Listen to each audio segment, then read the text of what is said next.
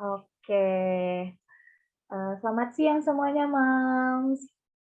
Halo, balik lagi di webinar yang mau Imam. Dengan langkah jitu, menjalani kehamilan yang ideal, sehat, dan bahagia.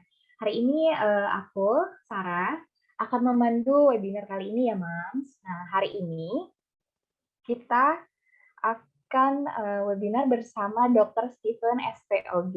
Mungkin bisa di-pin dulu ya, untuk Dr. Stephen-nya. Nah, seperti itu. Oke, nah Mas, aku sekalian ngingetin lagi, buat Moms yang mau bertanya, bisa langsung aja klik di kolom chat di bawah ini, dan mengirimkan pertanyaannya. Nanti di bagian Q&A, sesi Q&A akan aku tanyakan langsung sama Dr. Stephen, gitu. Nah, selamat siang dok, apa kabar? Ya, selamat siang, Sarah. Baik, baik. Oke, wah ini kayaknya dokter lagi praktek ya? Baru pulang praktek. Oh, baru pulang praktek. Ya. Oh, terima kasih banyak loh dok udah menyempatkan waktunya. Oke, kalau gitu mungkin kita mau langsung mulai aja dok, gimana? Boleh, silakan. Oke, nah ini udah kelihatan di sini sharing screen-nya ya dok. Silahkan untuk dokter, dipersilahkan. Oke. Oke, selamat siang semuanya. Suara saya jelas ya? Oke Oke. dok, jelas-jelas. Ya. Terima kasih Sarah dan Mo Imam yang sudah mengundang saya ya untuk berbagi topik tentang kehamilan yang ideal, sehat, dan bahagia. Jadi pertama, mungkin kita mau tahu dulu apa itu ideal, sehat, dan bahagia. Jadi ideal itu adalah sesuatu hal yang memang kita inginkan, terus kalau sehat artinya tidak ada sakit atau tidak ada komplikasi pada saat hamil, dan bahagia itu artinya kita perasaan senang tanpa ada rasa khawatir, tanpa ada rasa perasaan sedih. Nah, tentunya kita semua ingin mendapatkan atau memiliki pengalaman kehamilan seperti ini. Jadi hari ini saya akan membantu memberikan topik tentang langkah-langkah bagaimana nanti kita untuk mendapatkan kehamilan seperti ini. Oke, berikutnya. Ya, sebenarnya banyak ya yang bisa dibahas hari ini, tapi saya mencoba untuk membagi menjadi 3 kelompok besar ini.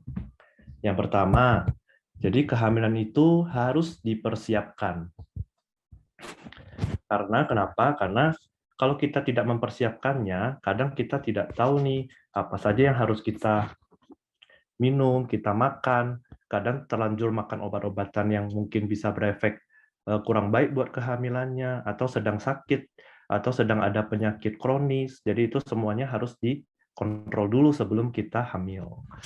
Kemudian kalau sudah hamil, kita harus kontrol kehamilan secara rutin untuk memantau perkembangan bayi dan kesehatan ibu tentunya. Kemudian kalau sudah mendekati hari perkiraan lahir, kita harus mempersiapkan juga persalinannya. Oke, berikutnya. Jadi berapa lama sih persiapan untuk hamil? Jadi minimal itu 1 bulan persiapannya. Ini minimal ya. Idealnya kalau bisa sih 3 bulan kita mempersiapkan kehamilannya. Siapa saja, ternyata bukan hanya istri loh yang mempersiapkan kehamilan. Di sini suami juga memiliki peranan yang penting. Kenapa? Karena sperma dari suami ini, kalau kualitas spermanya bagus, tentu dia akan memberikan calon janin yang sehat dan berkualitas. Apa saja yang kita akan persiapkan? Di sini yang akan saya bahas itu adalah pola hidup yang sehat, kemudian melakukan pemeriksaan screening kesehatan, dan konsumsi multivitamin. Oke. Ya. Bagaimana melakukan pola hidup yang sehat? Nah, di sini ada 4 prinsip sih dari saya ya. Pertama, itu nutrisi yang seimbang. Memang saya bukan ahli nutrisi di sini. Kalau memang mau yang lebih detail tentang nutrisi, ada baiknya sih langsung konsultasi ke dokter bagian nutrisi atau dokter spesialis gizi. Kemudian yang kedua, itu harus olahraga secara rutin. Yang dianjurkan sih setiap hari ya, minimal itu 20-30 menit sehari. Kemudian istirahat harus cukup. Di sini maksudnya tidur itu harus minimal 6-8 jam sehari. Kemudian kalau bisa hindarin stres. Stres memang agak susah ya kalau misalnya ada faktor pekerjaan atau ada masalah keluarga mungkin. Ya tapi kalau bisa sih sebisa mungkin hindarin stres. Kemudian screening kesehatan. Di sini kita harus melakukan, bukan harus ya, dianjurkan sebaiknya melakukan screening kesehatan yang bisa dilakukan pertama pemeriksaan laboratorium. Jadi sebelum hamil sih kalau bisa kita udah melakukan pemeriksaan laboratorium. Pemeriksaan apa aja? Minimal kita pemeriksaan HB. Jadi dengan periksa HB kita bisa tahu kita itu anemia atau tidak. Kalau anemia, jadi kita bisa mencari tahu dulu kenapa anemianya dan bisa ditanganin dulu anemianya. Kemudian apakah kadar gulanya tinggi. Kalau kadar gula tinggi kan berarti ada diabetes mellitus. Kemudian bisa harus cek infeksi hepatitis, HIV, sifilis. Nah, dan kalau misalnya ada dana lebih atau budget lebih, bisa juga kita melakukan pemeriksaan TORCH, infeksi TORCH ya. Kemudian kalau ada dana lebih juga bisa kita lakukan pemeriksaan talasemia. Talasemia itu penting kita lakukan. Kenapa? Karena talasemia ini adalah gangguan kelainan darah ya, kelainan darah di mana sel darah merahnya itu mudah pecah. Dan ini penyakit turunan, jadi turunan dari orang tua ke anaknya. Talasemia ada dua, ada yang mayor, ada yang minor. Kalau yang mayor itu biasanya gejalanya berat. Kalau yang minor biasanya gejalanya ringan atau nggak ada bergejala.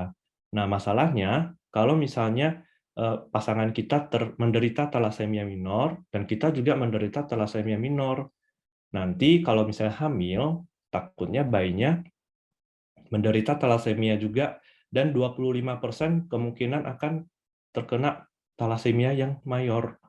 Kemudian 50%-nya itu menderita talasemia minor. Jadi di sini kalau bisa sih sebelum menikah pun kita sudah melakukan screening talasemia. Karena kalau misalnya kita tidak screening dulu dan sudah terlanjur, akan berakibat yang kurang baik ke kehamilannya. Kalau talasemia mayor ini bisa jadi dia harus melakukan transfusi darah seumur hidupnya. Dan jarang itu sampai bisa mencapai usia yang dewasa. Terus kemudian cek darah apa lagi? Golongan darah. Golongan darah di sini juga penting. Seperti kita tahu, golongan darah itu ada golongan darah O, A, AB, B ya. Terus ada namanya resus. Jadi ada yang golongan darah O, resus positif, atau O, resus negatif. Yang penting di sini resusnya. Kalau mayoritas orang Asia, orang Indonesia itu resusnya positif ya. Nah, cuma kadang-kadang ada yang resus negatif. Permasalahannya di mana? Kalau suaminya ternyata resus positif, istrinya resus negatif. Takutnya nanti kalau misalnya hamil, itu ada antibodi yang bisa menyerang sel darah dari bayinya. Jadi kalau istrinya negatif, suami positif, ada dilakukan suntikan obat ya, suntikan obat untuk pencegahan agar bayinya tidak terkena gangguan darah. Oke, berikutnya tekanan darah. Nah, tekanan darah di sini kalau tinggi berarti kan hipertensi. Nah, hipertensi di sini bisa meningkatkan resiko pada saat nanti hamil. Begitu pula dengan berat badan, apakah obesitas atau underweight atau kekurangan ya berat badannya. Penyakit lainnya tentunya penyakit jantung, penyakit tiroid.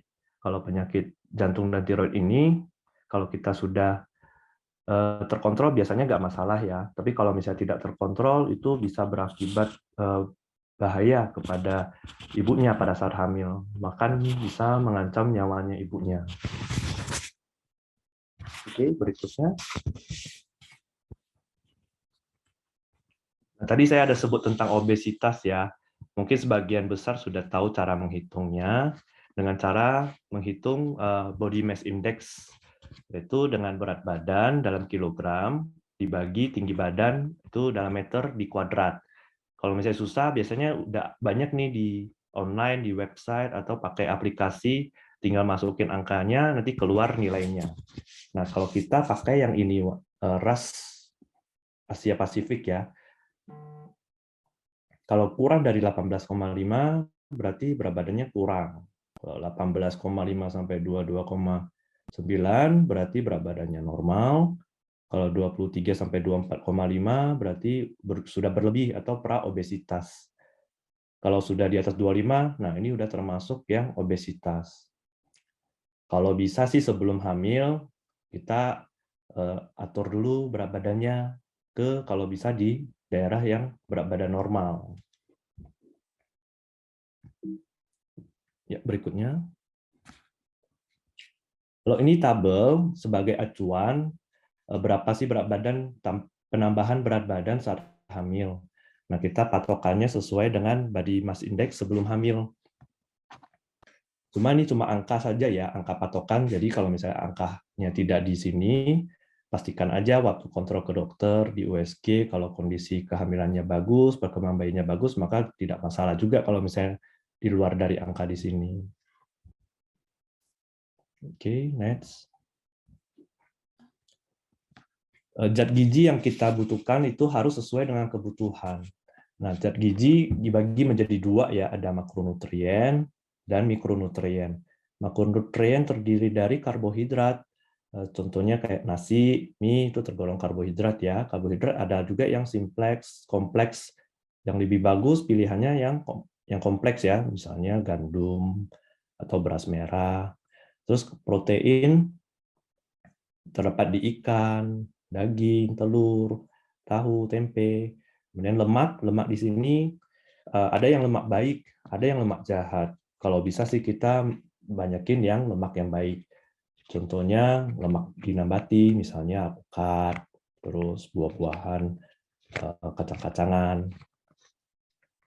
Jumlahnya juga ada persentasenya. Jadi kita nggak boleh terlalu banyak di karbohidrat. Orang Indonesia sih saya lihat kebanyakan ya tuh 70% diisinya karbohidrat semua, nasi semua. Sedangkan proteinnya sedikit, lemaknya sedikit. Itu kurang baik. Yang benar itu jumlah karbohidrat itu hanya sekitar 40%. Nah, proteinnya 30%, lemaknya juga sekitar 30%. Sisanya serat juga perlu dari sayur-sayuran dan buah-buahan. Kemudian mikronutrien terbagi menjadi mineral dan vitamin. Oke, next. Kemudian ada pandangan yang salah nih. Biasanya ada yang bilang, oh lagi hamil, jadi makan aja banyak-banyak. Soalnya kan untuk 2 orang ya, untuk ibu sama anaknya. Nah, itu pandangan yang salah. Yang benar itu di trimester 1 cuma ada tambahan sekitar 180 kalori. Dan itu penambahannya juga tidak banyak ya. Jadi sedikit banget ini kalau 180 kalori. Yang penting di nutrisi, mineral, vitaminnya itu tercukupi. Nah, nanti di trimester 2 itu cuma 300 kalori penambahannya. Dan di sini bukan karbohidratnya yang tambahnya banyak, tapi proteinnya nih. Kalau proteinnya kan awal di trimester 1 gram penambahannya. Di sini tambahnya hampir 10 kali lipat, jadi 10 gram. Karbohidratnya juga sampai 2 kali lipat. Di trimester 3 juga sama. Di karbohidrat itu penambahannya tidak ada nambah dari trimester 2. Sedangkan kalau di proteinnya itu tambahnya bisa sampai 3 kali lipat dari yang trimester 2. Jadi kalau misalnya bayinya mau nambah berat badan bayinya, sebenarnya bukan makan yang manis-manis, banyak-banyak, es krim, coklat, itu sebenarnya pandangannya kurang benar ya. Sebenarnya yang penting itu protein, karena protein itu untuk pembentukan dari otot, pembentukan dari jaringan, sel-sel, hormon, itu semua dibutuhkan dari protein. Oke, next. Vitamin banyak ya, ada vitamin A, vitamin C, vitamin D, semuanya penting. Tapi kalau untuk mempersiapkan persalinan, yang saya tekankan sih di sini, asam folat. Jadi asam folat itu sangat penting untuk mencegah cacat tabung saraf. Seperti aneksefali, ini dia lahir tanpa ada kepala, atau spina bifida. Jadi lahirnya di tulang belakang, ujungnya itu sarafnya keluar. Nah, ini bisa dicegah dengan konsumsi asam folat. Kemudian bisa mencegah keguguran, menurunkan resiko preeklamsia, mencegah anemia. Dosisnya berapa? Dosisnya itu 400 sampai 800 mikrogram per hari. Oke, berikutnya. Nah, kalau sudah hamil, kita harus kontrol dengan rutin. Berapa kali? Minimal, itu 4 kali minimal ya. 1 kali di trimester 1, 1 kali di trimester 2, 2 kali di trimester 3. Tapi idealnya kalau bisa, ya idealnya itu setiap bulan sampai usia kehamilannya 28 minggu. Kemudian setiap 2 minggu sampai usia kehamilan 36 minggu. Kemudian setiap minggu sampai 40 minggu atau sudah lahiran. Nah, kalau ada juga kadang kondisi-kondisi tertentu itu memerlukan observasi yang lebih cepat. Biasanya nanti ada dianjurkan oleh dokter kandungan masing-masing. Oke, next. Nah, saat kontrol biasa pemeriksaan apa yang dilakukan? Yang paling penting tekanan darah dan berat badan. Ini pasti akan selalu diperiksa karena untuk memantau tekanan darah itu untuk mencegah preeklamsia. Preeklamsia itu peningkatan tekanan darah yang tiba-tiba, biasanya di usia kehamilannya udah besar. Dan ini sangat bahaya buat bayi sama ibunya. Nah, kalau kita udah melihat tekanan darah cenderung menaik, berarti kan sudah mulai ada preeklamsia yang ringan. Jadi dari dokter biasanya sudah bisa memberikan obat untuk pencegahan atau obat tekanan darah tinggi agar tidak sampai ke preeklamsia yang berat. Kemudian berat badan. Ini udah dijelaskan ya di depannya, jadi tetap harus ada pemantauan penambahan berat badan. Kemudian dilakukan USG untuk memantau perkembangan bayi. Kemudian pemeriksaan laboratorium, itu tadi sudah dijelaskan di depan. Dan pemeriksaan lain-lain sesuai keluhan.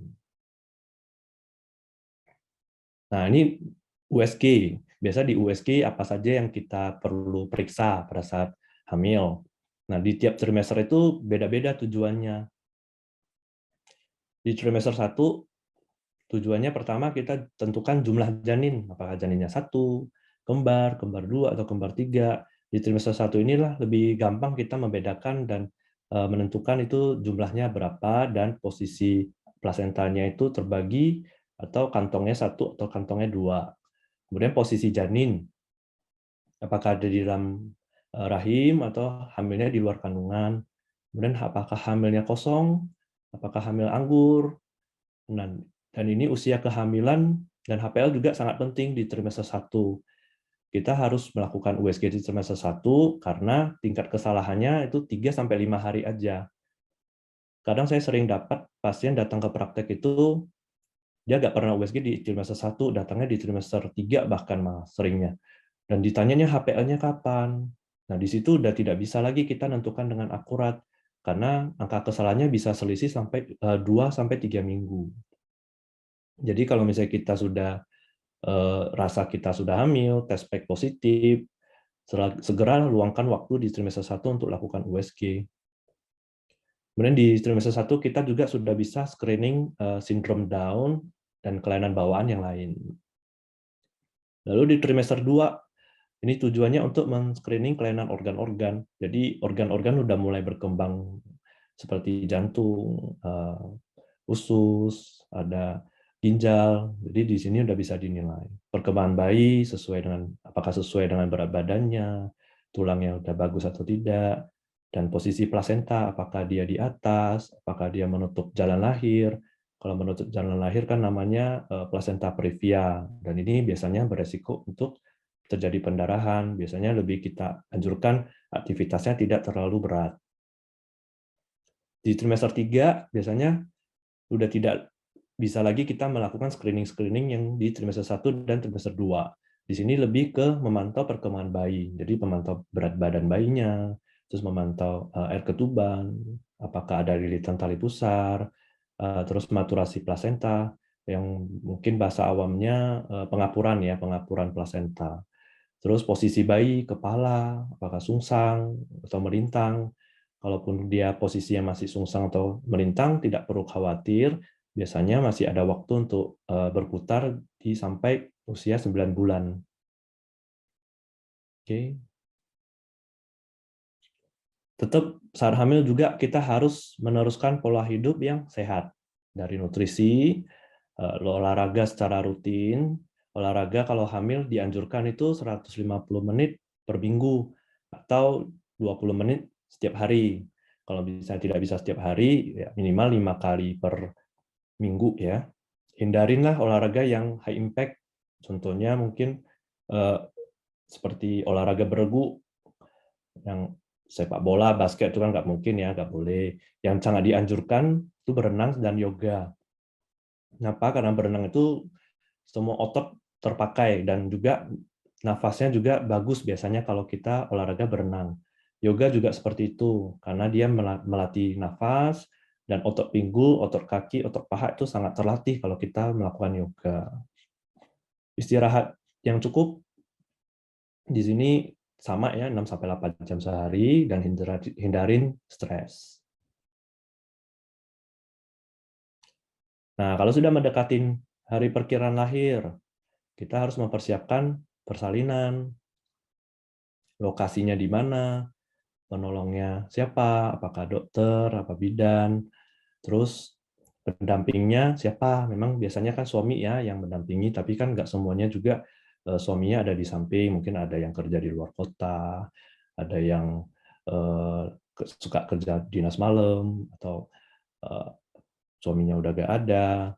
Nah, di sini pentingnya pendamping itu dia harus siap siaga kalau misalnya ada emergensi, ada keluhan, pendamping ini bisa segera membawa ke rumah sakit atau ke fasilitas kesehatan yang sudah ditentukan tadi dari awal. Kemudian metode persalinannya, apakah mau normal atau operasi, karena persiapannya juga beda. Oke. Nah, biasanya ada hal-hal yang sering menjadi kekhawatiran. Ini saya ada beberapa yang saya sering temuin, mungkin nanti kalau ada yang lain bisa ditanyakan ya. Oke.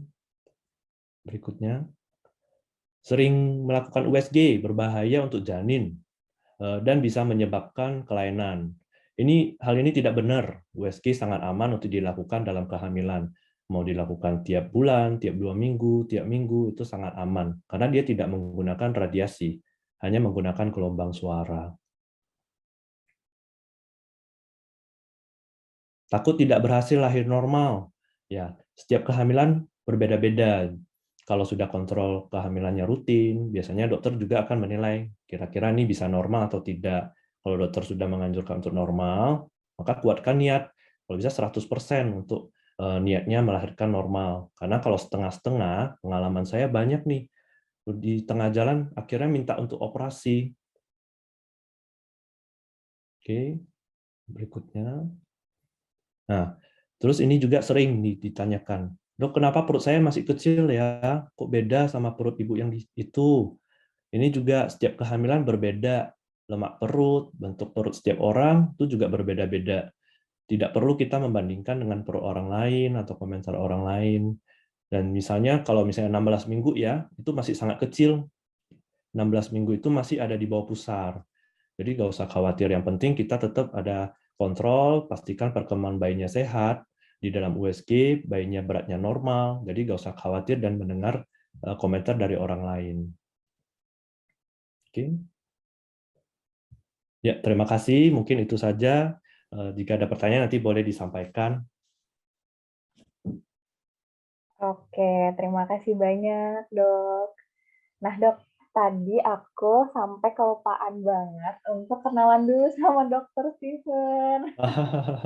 Iya, nah boleh mungkin perkenalan dulu, Dok. Mungkin bisa dikasih tahu juga ke kita nih, dokter tuh dari mana sih, domisilinya di mana, terus latar belakang dokter seperti apa, boleh diperkenalan dulu aja, Dok. Ya, selamat siang. Saya Dr. Iya. Steven, ya, dokter spesialis kebidanan dan kandungan atau OBGYN ya. Saya domisilinya di Batam. Oke, wah Nah, jauh juga nih. di Batam di Rumah Sakit Santa Elizabeth, Batam Kota. Oke, Dok. Nah, mungkin nanti dari moms yang berdomisili di daerah Batam juga yang mungkin mau konsultasi, mungkin cocok juga nih sama Dokter Steven, bisa langsung aja ke mana tadi, Dok? Di rumah sakit? Maaf, sorry. Iya. Tadi Dokter Steven prakteknya ada di mana aja, Dok? Di Rumah Sakit Santa Elizabeth, Batam Kota. Nah, Kalau bisa praktek, langsung datang aja ya, ke sana. Atau ya. mungkin dokter menyediakan untuk konsultasi by online? Saat ini tidak secara resmi by online, Mm-mm. tapi jika misalnya ada pertanyaan, saya terbuka, boleh tanya di Instagram saya atau WhatsApp saya juga silakan. Nah, mungkin bisa langsung dikasih tahu juga dok untuk Instagramnya di mana tuh kita bisa langsung biar bisa langsung hubungin dokter Steven, bisa boleh di mana? Ya, Instagram saya di @steven_spog. Jadi kalau Oh, misalnya ada keluhan, ada pertanyaan, boleh silakan DM aja langsung di sana. oke, terima kasih banyak loh dok. Nah, Mams, dari tadi setelah dijelaskan panjang lebar dokter Steven gimana sih cara mempersiapkan kehamilan sampai akhirnya untuk saat kehamilannya itu sendiri dan persiapan persalinan. Nanti kalau misalkan masih ada pertanyaan atau kurang jelas atau ada yang mau didiskusikan lebih lagi sama Dokter Steven, bisa langsung aja ke Instagramnya Dokter Steven di @steven pakai V, ya dok ya betul Revi, ya. ya underscore SPOG. Bisa langsung aja nanti DM ke Dokter Steven gitu biar langsung bisa ngobrol-ngobrol gitu.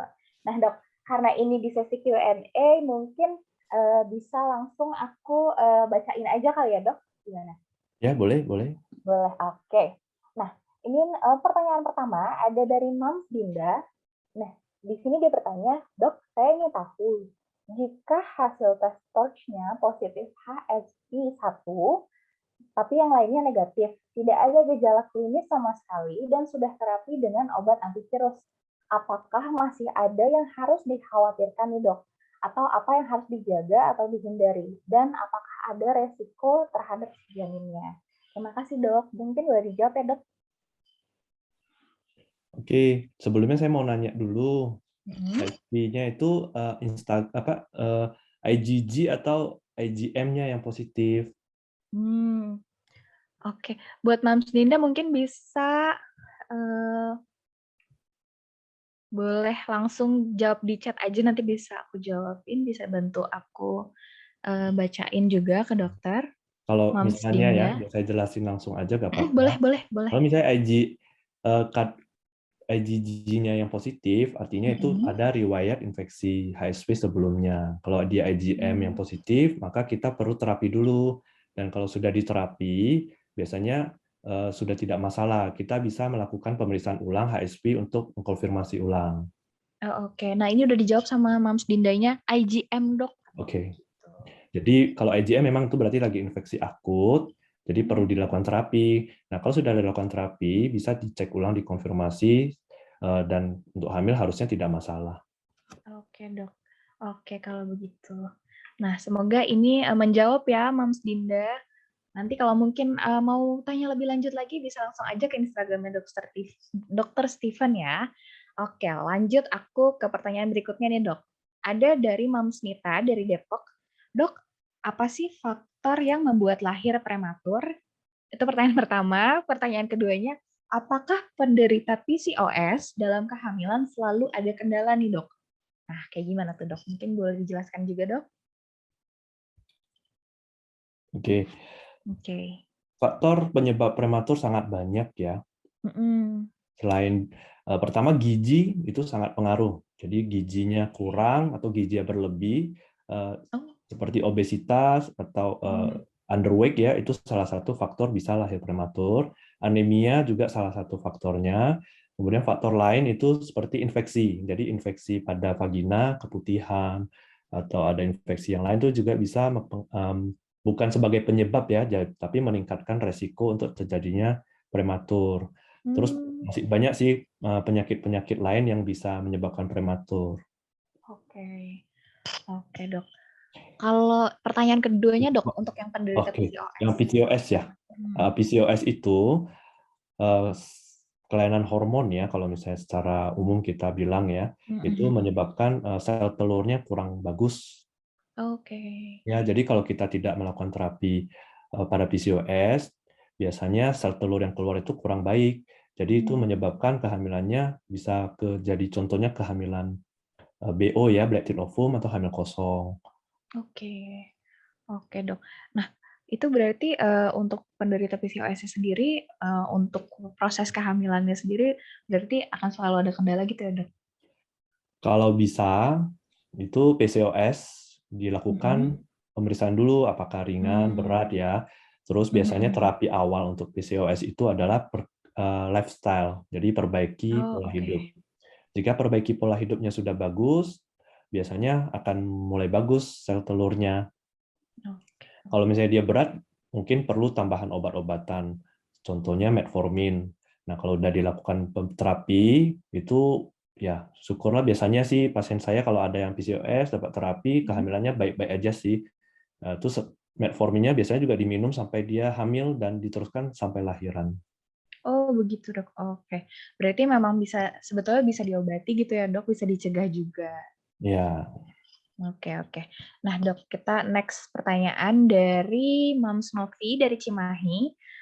Izin bertanya nih Dok, jika seorang ibu ternyata mengalami hepatitis B, apakah melahirkan secara sesar tidak bisa melahirkan normal? Oh, apakah melahirkannya harus sesar atau tidak bisa normal Dok? Katanya kayak gitu. Nah, pertanyaan kedua, apakah benar seorang ibu yang hepatitis B tidak bisa memberikan ASI untuk bayinya? Itu kenapa ya, Dok? Boleh jawab ya, Dok? oke. Hepatitis B tidak harus operasi sesar, tapi harus Hmm, tahu kalau hepatitis B itu bisa meningkatkan resiko penularan dari iya. ibu ke bayi melalui proses persalinan secara normal. Namun kalau misalnya kita sudah mempersiapkannya dan ada suntikan anti vaksinnya ya nanti setelah lahir, ya itu sudah bisa mengurangi resiko untuk penularan ke bayi. Ada ibu atau pasien yang mau lebih aman, ya metodenya lahirannya secara sesar.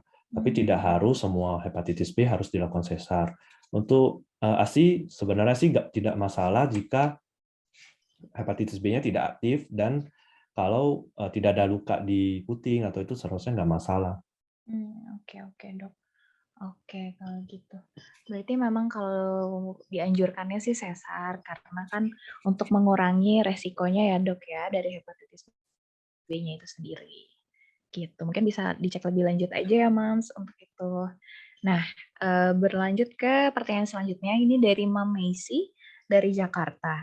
Dokter izin bertanya, terkait persiapan persalinan, sekarang saya sedang hamil kedua. Saat persalinan pertama, perineum saya dijahit. Pertanyaan saya, cara apa yang bisa dilakukan calon ibu agar robeknya perineum minimal atau tidak robek sama sekali? Itu yang Hmm. pertama ya, Dok. Nah, yang kedua, latihan atau olahraga apa nih yang baik untuk membantu mengatur pernafasan saat persalinan nanti? Boleh Dok? Langsung dijawab Ya, nih. kalau robekan pada perineum ya, perineum Heeh. itu kalau mungkin udah tahu ya antara vagina sampai anus itu namanya Ya. perineum. Jadi Mm-mm. kalau misalnya kita mau cegah, kita harus tahu penyebabnya kenapa kok bisa robek ya. Pertama itu Mm. karena elastisitas dari perineum itu kurang, jadi agak kaku. Oke. Kedua, bayinya terlalu besar. Mm-mm. Ketiga, Betul betul. terlalu cepat persalinannya. Dan kalau anak pertama, resiko robekan juga lebih besar. Hmm. Nah, jadi kalau kita sudah tahu kira-kira penyebabnya, yang bisa kita atur, yang bisa kita usahakan itu, yang pertama Mm-mm. meningkatkan elastisitas perineumnya. Ada Dengan cara apa namanya tuh Dok? pijatan perineum. Pijatan perineum itu kita melakukan pijatan ringan ya di Mm-mm. daerah perineum. Itu ada teknik caranya tertentu. Nanti kalau misalnya mau yang lebih detail ada di Instagram saya sudah pernah saya share ya. Itu Nah, oke. dilakukan di usia 34 ke 36 minggu udah boleh mulai dilakukan. Kemudian kedua, ya bayinya jangan terlalu besar. Jadi kalau misalnya sudah mulai-mulai membesar, bayinya harus Mm-mm. dijaga pola makannya. Hmm. Kalau yang ketiga itu ya kan kita tidak bisa atur ya persalinan terlalu cepat. Dan Yes. yang keempat sih ada faktor dari penolong persalinan. Kadang kan penolong Hmm. persalinan memikir oh, ini harus digunting, namanya episiotomi untuk Betul supaya betul. lebih gampang bayinya keluar dan robekannya tidak terlalu luas. Gitu, oke. Nah, Moms, berarti tadi, terjawab ya, Moms. Nanti mungkin, bisa juga mempraktekkan, pijatannya, tadi bisa dicek juga di Instagram-nya Dokter Steven, di situ. Nah, Dok, yang pertanyaan kedua untuk latihan dan olahraganya yang membantu mengatur pernafasan saat persalinan mungkin, Dok? Ya, Jadi olahraga itu sangat benar, sangat-sangat dianjurkan ya saat hamil, baru hamil di trimester 1, trimester 2 dan trimester 3 itu harus tetap dilakukan aktivitas. Kadang ada banyak ibu hamil takut untuk melakukan aktivitas atau olahraga nih di hamil-hamil awal, Iya padahal sih, itu iya juga betul dok. sangat penting. Yang penting kita udah pastikan dulu kondisi kehamilan kita ini sehat, tidak memiliki resiko, dan dinyatakan aman untuk olahraga. Nah, lakukanlah olahraga. Olahraga yang dianjurkan itu berenang dan yoga itu sangat baik. Karena itu yang untuk mengatur nafas sangat yoga ya terutama ya untuk mengatur nafas ya. Senam hamil juga bagus.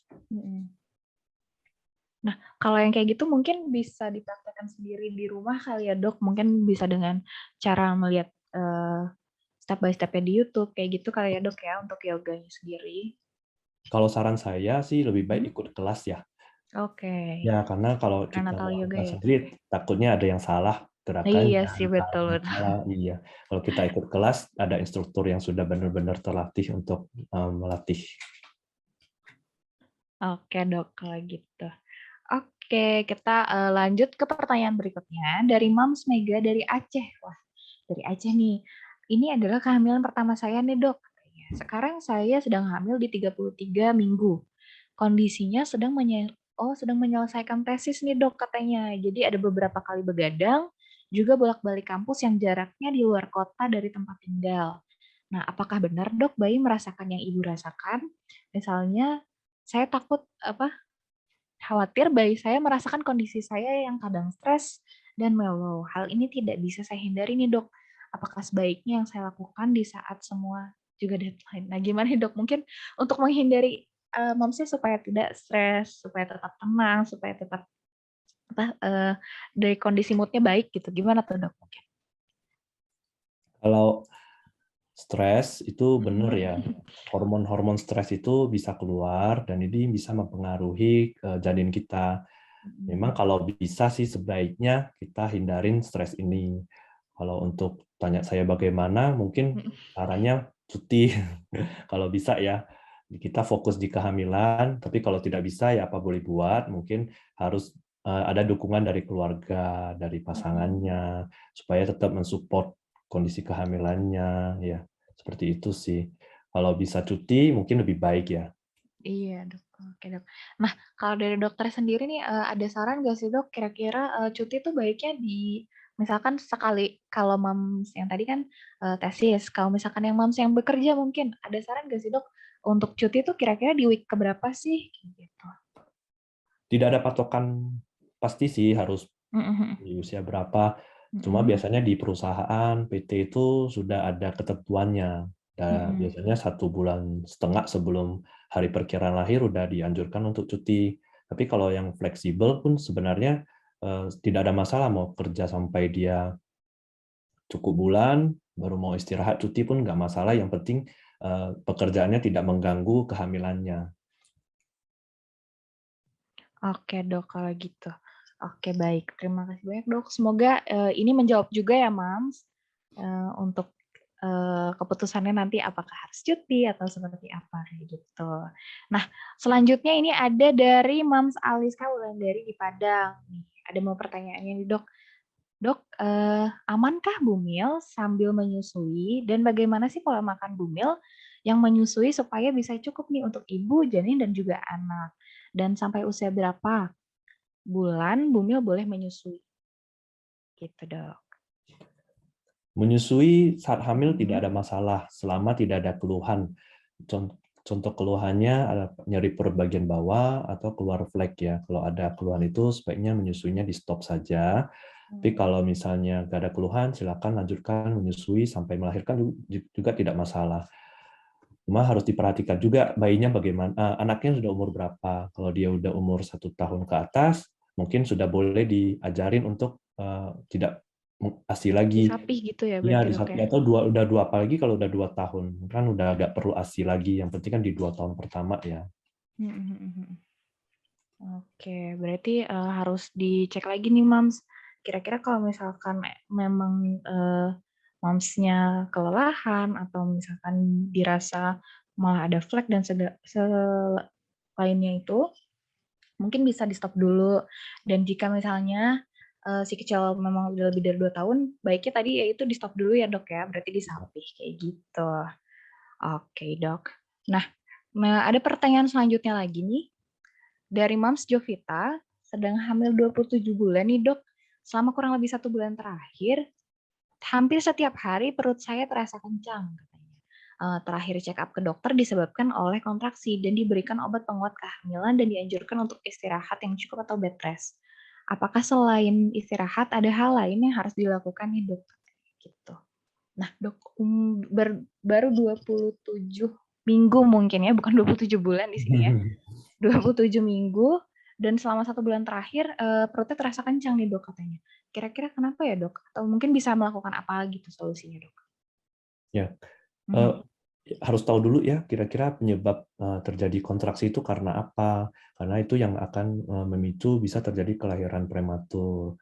Apakah karena ada Betul. pekerjaan yang terlalu lelah? Itu ya sarannya memang harus istirahat.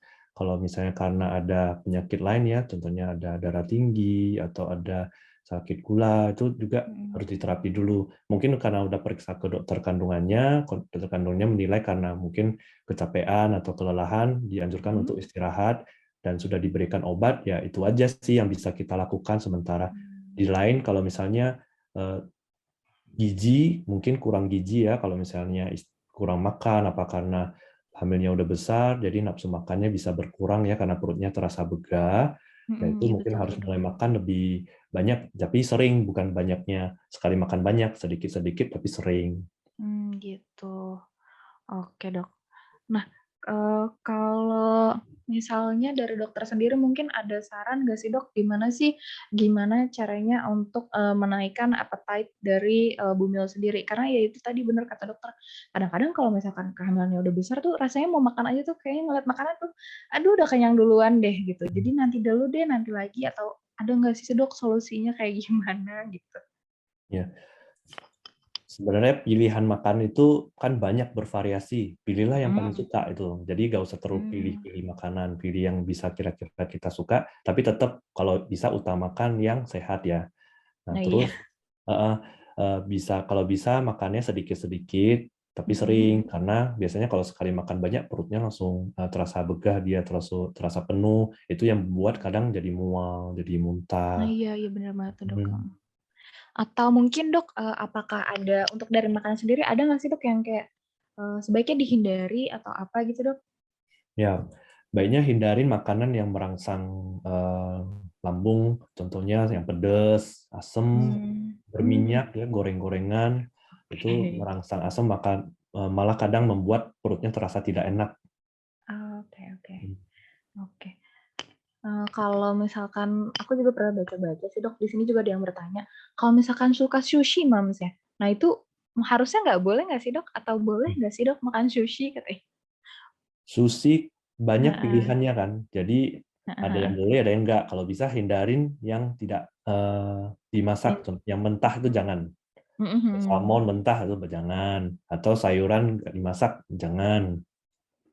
Oke, berarti boleh, bukannya tidak boleh, tapi harus yang matang gitu ya, Dok, ya? Harus tetap milih gitu kan, Dok, ya? Benar-benar. Oke oke. Nah, berlanjut nih ya, Dok, kita ke pertanyaan selanjutnya. Dia ada dari Mams Anggrini dari Jogja. Ini bertanya, "Saya sedang hamil anak kedua nih, Dok, usianya sudah 9 minggu. Sejak hamil, nah ini tadi kurang nafsu makan dan jarang makan nasi malahan, Dok, jarang makan nasi dan sayur. Apakah janin akan kekurangan nutrisi atau apakah ada alternatif lain nih, Dok, untuk yang bisa saya konsumsi untuk memenuhi nutrisi yang kurang?" Nah, ini mirip-mirip nih, Dok, sama yang tadi, malahan tapi ini, di awal kehamilan nih, Dok. Gimana nih, Dok? Kalau di awal kehamilan, biasanya ini karena pengaruh dari hormon. Hormon Mmm. kehamilan yang terlalu tinggi membuat respon kita terjadi mual dan muntah. Iya, betul betul, Dok. Nah, ditambah lagi jika memang sudah ada riwayat penyakit lambung sebelumnya, biasanya akan lebih parah tuh kondisinya. Nah, jadi kalau bisa sih pilih makanan yang tidak merangsang lambung, terus Mhm. pilih makanan yang disukain aja. Jadi jangan terlalu pilih makanan. Contohnya nggak bisa makan nasi, kadang orang lihat nasi aja pun udah mau mual. Jadi nggak usah lihat nasi, nggak apa-apa, pilih aja mengganti karbohidrat yang lain. Kan karbohidrat tuh banyak pilihannya, jadi Mhm. tidak harus nasi. Sayur juga sama, sayur kan banyak pilihannya. Mungkin kalau tidak bisa makan brokoli, bisa pilih bayam. Jadi diganti dengan makanan yang kira-kira kita tidak mual kalau melihatnya atau makan itu tidak mual, nggak apa-apa. Kalau untuk menambah suplemen, kita harus tetap menambah suplemen dari luar. Jadi biasa dari dokter udah akan menganjurkan minum suplemen apa, minimal itu asam folat ya, minimal. Terus vitamin B, vitamin D, vitamin C itu juga sangat diperlukan tambahan dari luar. Oke, oke dok kalau gitu. Nah mungkin bisa ya Mams dicari penggantinya alternatifnya yang lain. Mungkin yang Mams suka misalnya roti, mungkin juga bisa pizza gitu ya dok ya. Nah lanjut nih ada pertanyaan lagi. Oh nih mirip-mirip nih dok. Cuman ini dari Mams Putri.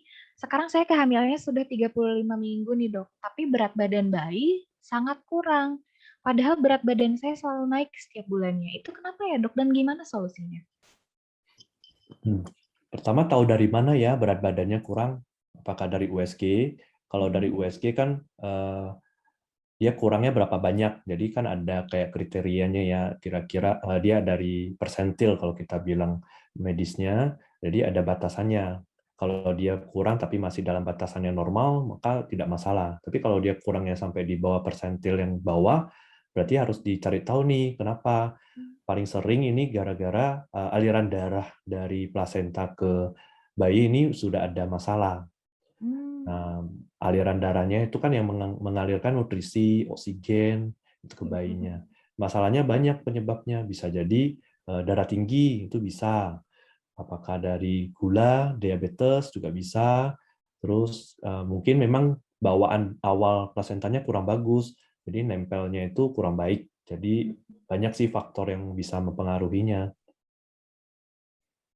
Kalau solusinya ya harus dicari tahu dulu ya penyebabnya apa, baru bisa ditanganin. Dan kalau memang tidak bisa ditangani, biasanya harus lebih awal dilahirkannya. Karena Gitu. Karena apa tuh dok tadi dok? ya kalau misalnya kita kan pantau dulu ya kalau misalnya dia berat badannya rendah, itu sering ditemanin sama ketubannya mulai sedikit, ketubannya kering. Oh iya air Ya, terus ketubannya ya dok ya. aktivitas bayinya sudah mulai lemah, artinya bayinya udah sangat-sangat kurang oksigen dan nutrisi. Kalau sudah kondisi seperti itu, harus lebih awal kita lahirkan. Biasanya dioperasi. Berarti kayak disasar gitu kali ya dok ya. Ya, Oke. Nah mungkin untuk Moms Putri boleh dikonsultasikan lagi sama dokternya ya. Untuk gimana nih untuk tindakan selanjutnya yang diambil seperti apa. Dan dicari tahu juga ini penyebabnya apa sih, dari mana Momsnya bisa tahu juga si berat badan bayinya sangat kurang kayak gitu. Oh, ini dijawab juga nih dok sama Moms Putrinya. Kemarin sampai 500 gram nih dok kurangnya. Lumayan juga ya dok ya. nah, Gimana tuh dok? harus tahu sih dia berapa beratnya. Oke, mungkin dari Mams Putri nanti bisa lebih konsultasi lagi ke dokternya ya, Dok. Gitu. Oke, next ada pertanyaan dari Mams Nurul di sini. Siang, Dok. Saya Nurul dari Jakarta. Dok, di kehamilan pertama saya mengalami pecah ketuban di week 38. Oh, di 38 minggu udah pecah ketuban, tapi baru pembukaan 2. Apakah ada tips supaya ketuban tidak pecah dini, Dok? Berapa minggu usianya? 38 minggu. Harusnya udah ini ya dok ya? Udah cukup ya dok? Di Oh, 38. kalau 38 minggu kan udah cukup bulan ya. Salah Mm-mm. satu tanda-tanda mau bersalin itu kan keluar air ketuban. Tapi kalau ketuban yang pecah terlalu dini memang kurang bagus. Kalau dia dibilang pecah ketuban dini kalau belum ada kontraksi atau pembukaannya masih di bawah 1 cm ya. Kalau misalnya Oke. pembukaannya udah 2 tapi kemajuannya bagus ya tidak masalah. Oke. Terus, untuk mencegah ketuban yang pecah dini, biasanya ketuban pecah dini itu karena ada infeksi pertama, sering karena ada keputihan atau infeksi di daerah vagina. Terus karena nutrisi yang kurang itu juga bisa meningkatkan resiko untuk pecah ketuban karena biasanya kalau dia kurang nutrisi, selaput ketubannya kurang bagus, dia lebih tipis dari biasanya. Oke dok. Oke kalau gitu. Nah Kalau dari dokter sendiri mungkin ada tips nggak sih dok, supaya si ketuban ini nggak pecah dini? Gimana tuh dok? Hmm. Jadi kalau memang ada keluhan keputihan, ya baiknya Mhm. diterapi, tapi diperiksa dulu ya sama dokternya ya. Kalau memang Mhm membutuhkan mhm. terapi ya diterapi. Terus penuhi kebutuhan gizi. Balik Biasanya lagi ya dok ke situ ya? gizi, benar, gizi itu harus bagus. Dan yang paling penting di situ vitamin C kalau untuk yang ini selaput ketuban. Vitamin C. Mm-mm. Oke. Nah tuh mungkin, untuk moms semuanya dicatat ya langsung apa aja tadi yang udah dokter bilang yang penting itu tadi salah satunya adalah vitamin C, kayak gitu. Nah nih Dok, aku masih ada pertanyaan lagi nih, masih banyak banget sebenarnya pertanyaannya di sini. Nah aku bacain salah satunya ini dari Batam nih Dok, dari Moms Ayu. Hai Moms Ayu. Nah di sini momsnya izin bertanya nih Dok, apakah jenis kelamin bayi dalam kandungan dapat berubah-ubah diambil dari contoh kasus yang sering terjadi saat di USG perempuan tapi ternyata lahirnya laki-laki. Gimana ya dok? Oh ya, Kalau ini nggak salah, nggak kelamin ya, jenis kelamin itu uh, sudah jadi pada saat konsepsi, jadi nggak mungkin berubah. Jadi dia pertama kali ketemu sel sperma sama sel telur itu udah ditentukan nih cowok atau cewek nih. Jadi kalau dibilang Oke. berubah itu mungkin pada saat USG tidak kelihatan atau mungkin Oh iya, eh, salah nih, oh ada tonjolan kecil padahal ternyata itu bukan, ada iya. salah. Jadi nggak mungkin berubah ya. Oke oke dok. Nah kalau dari jenis kelamin sendiri tuh sebenarnya bisa dilihat atau bisa ditentukan tuh dari umur berapa sih dok? Biasanya? Kalau dari USG itu Dari USG. paling cepat rata-rata usia 4 bulan itu sudah bisa kita tentukan jenis kelaminnya. Kadang-kadang kalau dia laki-laki ya, cowok ya, Mm-mm. lebih cepat malah bisa kita lihat. Kadang Mm-mm. 13-14 minggu pun sudah bisa kita lihat. Oh Kalau iya. mau lebih awal bisa 10 minggu. Kita udah bisa tahu periksa lab, periksa darah. Oh Itu sudah periksa. kita lakukan sekarang. Tapi mahal Oh biayanya. iya sih dok. Nah, kalau periksa lab berarti udah lebih akurat gitu kali ya dok ya, Ya, bisa itu udah dibilang? 99% akurasinya. Oke oke. Nah tuh mungkin Mamsnya ada yang mau coba untuk langsung aja cek darah kayak gitu ya dok ya. Nah aku mau bacain beberapa pertanyaan lagi nih dok ya. Ini ada dari Mams, bentar kita baca-baca lagi. Ini banyak banget soalnya dok pertanyaannya. Oh, nih ada dari Mams Anissa di Bandung. Dok, seberapa penting sih susu kehamilan? Soalnya saya pas hamil sampai dimarahin bidan karena nggak minum susu. Oh, Mamsnya curcol. Nah, bukan karena nggak mau, tapi pas minum susu rasanya seperti tidak bisa menerima, langsung muntah setiap meminum susu. Nah, gimana tuh dok? Apakah ada solusinya nih dok untuk susu kehamilan? Apakah sepenting itu nih dok katanya? Susu kehamilan itu Mm-mm. sebenarnya tidak diwajibkan untuk diminum.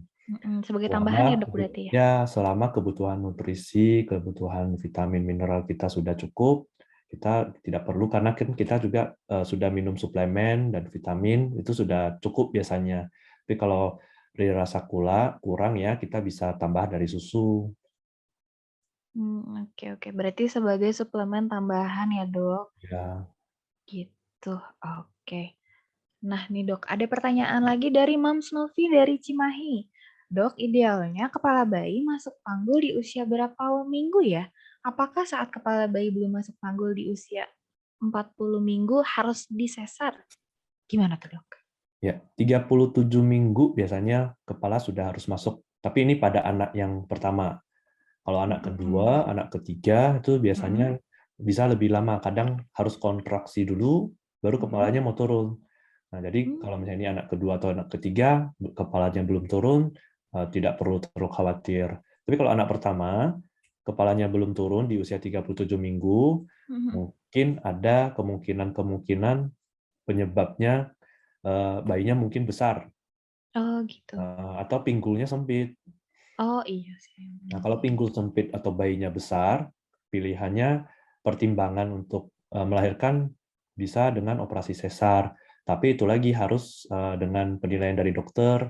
Nanti kan dokter akan menilai persentase nih, kalau misalnya lahiran normal segini, kalau mau operasi sesar lebih baik gitu. Tapi kalau misalnya dirasa ini ada namanya itu partus percobaan.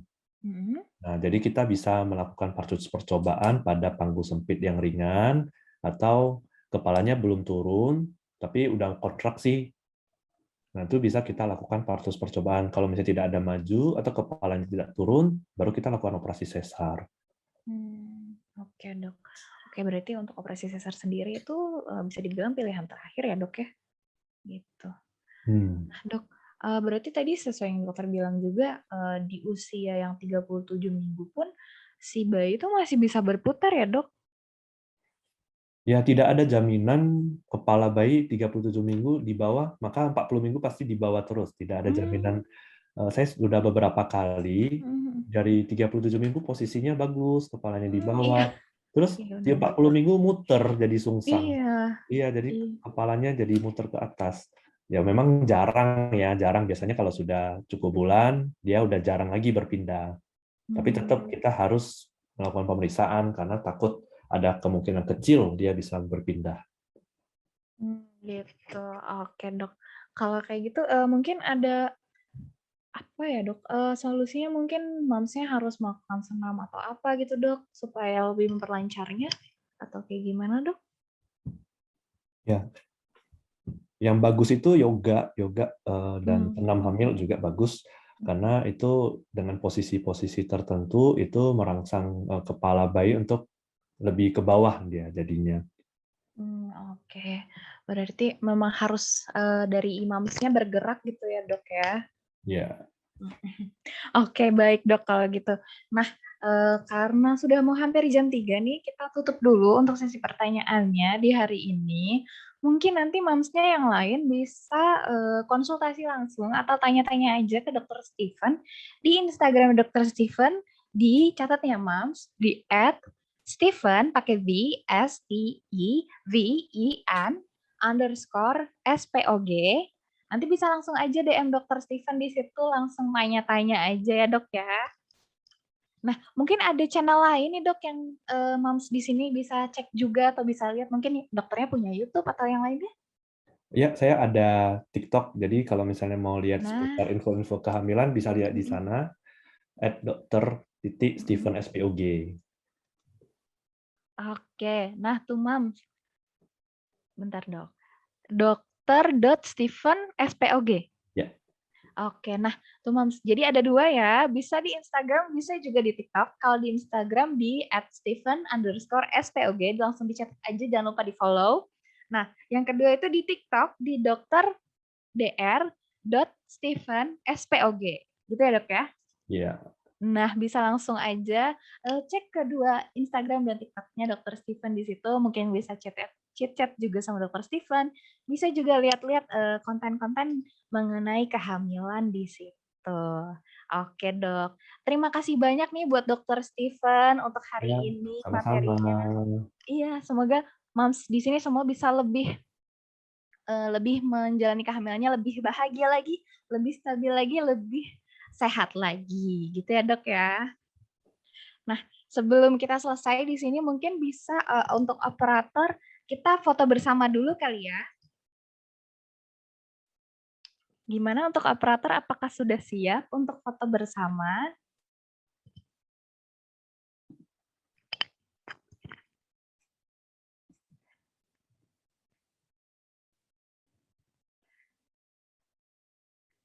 Gimana? Mungkin kita bisa foto dulu. Setelah foto nanti baru langsung kita masuk ke door prize-nya. Oke, Oke. kita Moms yang belum on cam, boleh langsung on cam ya. Ayo ditungguin nih. Gimana nih dari operator? Apakah sudah siap? Oke, untuk Kak Sarah kita ada 4 kali foto ya. Jadi sesuai aba-aba dari aku, ini kita foto yang pertama dulu. Boleh Mams yang belum on cam, boleh on cam dulu sebentar aja kita untuk foto bersama. Oke. Yuk ditungguin yuk. Siap. Ayo. Gimana? Oke, aku hitung 1, 2, 3 ya. 1, 2, 3, smile. Oke, sekarang pose yang kedua ya. 1, 2, 3. Oke, sekarang yang ketiga. 1, 2. Oke, dan Boleh yang gaya terakhir ya, nih. Mams? Boleh gaya bebas nih, Dok? Yang terakhir 1, 2, 3. Oke. Oke. Terima kasih banyak ya, Dokter Steven. Nah, kita langsung lanjut nih, Dok. Ada acaranya itu ada di door prize. Gimana? Boleh Oke. di-share untuk quills-nya. Nah, di sini aku mau ingetin lagi untuk moms yang nanti namanya keluar, boleh langsung komen di chat aja, langsung bilang hadir. Oke? Jangan sampai lupa ya. Langsung di chat aja bilang hadir. Oke, mungkin bisa langsung di spin aja.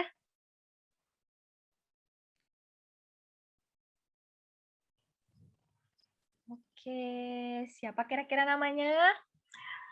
Nah, udah berhenti tuh. Atas nama Nadia Alita Putri. Mams Nadia Alita Putri boleh langsung di bawah di sini langsung chat aja hadir. Apakah ada Mams Nadia Alita Putri? Aku hitung sampai 5 ya, Mams. 1, 2, 3. Kalau misalkan nanti Mamsnya masih belum chat juga, nanti dianggap hangus ya. 4, 5. Mams Nadia Alita Putri dianggap tidak hadir ya, Mams. Jadi untuk namanya hangus. Terima kasih.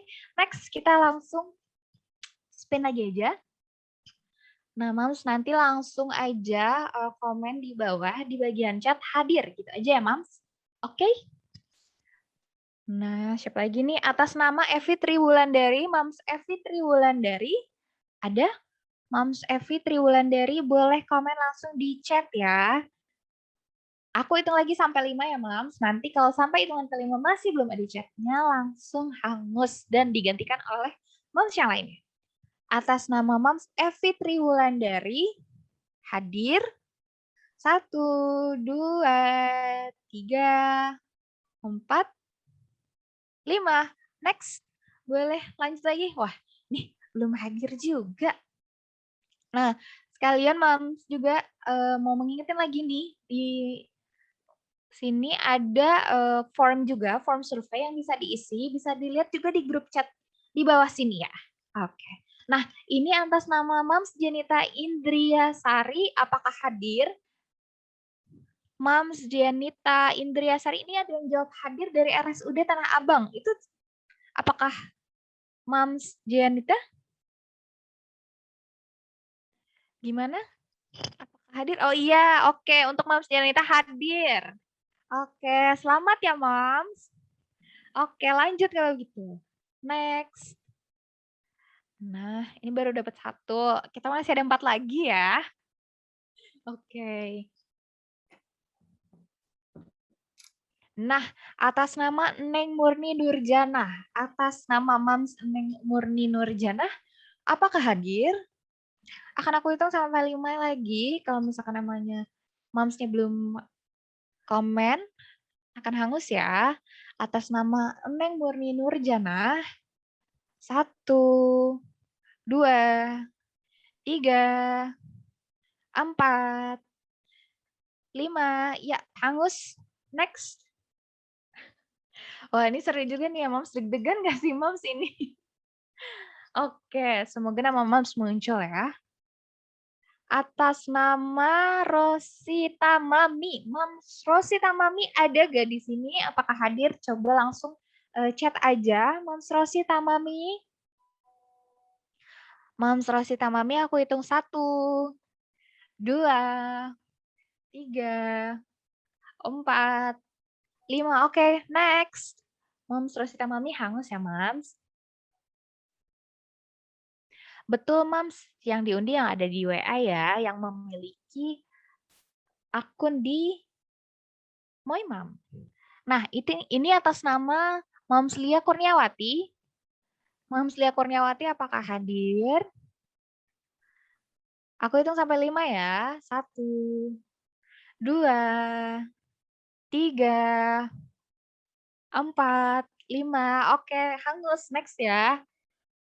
Waduh, ini namanya Mamsnya pada nggak hadir atau lagi away from keyboard nih? Oke. Oke, apakah ada lagi nih atas nama Mams Irna Listiani? Apakah ada Mams Irna Listiani? Atas nama Irna Listiani. Aku hitung sampai 5 ya. 1, 2, 3, 4, 5. Wah, ini nggak ada juga. Nah, kini kita masih pakai spin wheel ya, Mams. Oke, kita spin lagi. Atas nama Jovita Colin. Mams Jovita Colin, apakah hadir? Mams Jovita Colin, apakah hadir? Hadir nih, di sini udah jawab. Oke, terima kasih. Selamat Mams Jovita sebagai pemenangnya. Yuk, next. Kita langsung.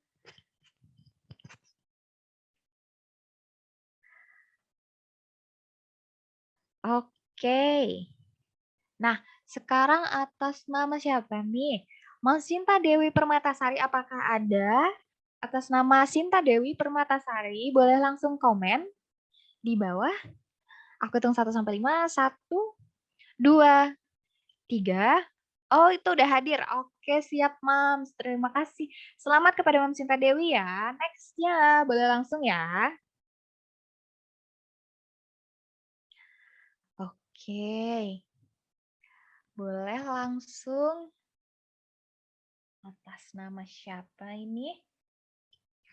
Next atas nama Anissa Daniar. Mams Anissa Daniar, apakah hadir? Boleh langsung chat aja. Aku hitung sampai 5. Anissa Daniar 1, 2. Oh, nih hadir juga nih atas nama Anissa Daniar. Selamat ya kepada Mams. Oke, next. Yang terakhir nih ya.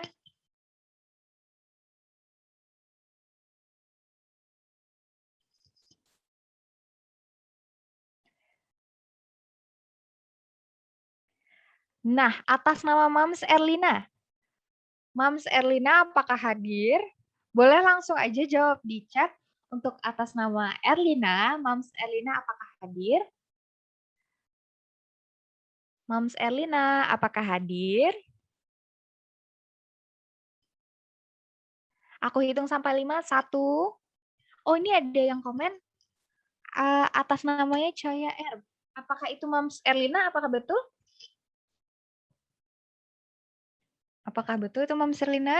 Oke, nah sudah semuanya ada 5 ya berarti ya. Oke, kalau begitu. Terima kasih banyak untuk Mams semua yang sudah hadir di sini, yang sudah ngikutin dari awal. Jangan lupa juga tadi untuk post di Instagram story-nya, jangan lupa tag ke @moimam_moimam.id dan Dr. Stephen_SPOG. Oke, terima kasih banyak untuk Mam semua. Semoga kita dapat bertemu di webinar selanjutnya. Terima kasih banyak juga untuk Dr. Stephen. Semoga kita bisa ada acara lagi nih ya, dokter ya. Oke, sehat selalu ya dok. Terima kasih banyak Mam semuanya. Boleh langsung aja klaim hadiahnya di grup WhatsApp ya. Terima kasih banyak dok sekali lagi. Ya, sama-sama. Iya, oke dok. Semoga nanti kita bisa ada acara lagi ya dok ya. Ya, Mungkin boleh. nanti, iya kita ada acara di Batam, mungkin bisa hubungin Dokter Stephen gitu kan ya. Oke, terima kasih banyak ya Mas.